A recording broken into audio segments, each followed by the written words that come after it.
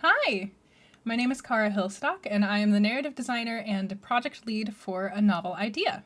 The game that we made is called Pride vs. Prejudice, a competitive multiplayer novel. It is almost exactly what it says, a roster-based competitive multiplayer narrative experience.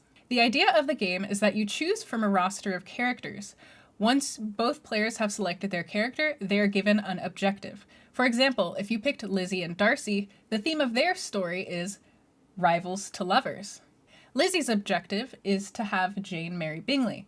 Darcy's objective is to prevent Mr. Bingley from marrying Jane. Once you start the game, you will each be thrown into your own individual stories. That being said, any choices that you make not only affect your chances of achieving your objectives, but also will affect the other player's chances of achieving their objectives.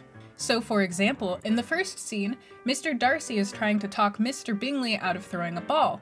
Mr. Bingley wants to throw the ball to attract Jane. Mr. Darcy does not want Mr. Bingley to throw the ball so that he does not end up with Jane because that's against Mr. Darcy's objective.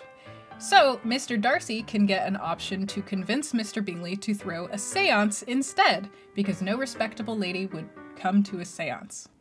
At the end of these individual scenes, the game will then bring the players together for a scene in which they can both interact. There are different choices that the player can select and different kinds of gameplay depending on which scene the players end up in. Although we're only able to show Act 1 in the current build of the game, I did want to give a shout out to all of the hard work that the rest of the devs did during this jam. The artist created art and expressions for 11 different characters, along with the UI, backgrounds, title screen, credit screens, and character rosters. The musician made 14 different songs, and I wrote 20,000 words. We have this route in its entirety, although we're only able to show you Act 1 as of now.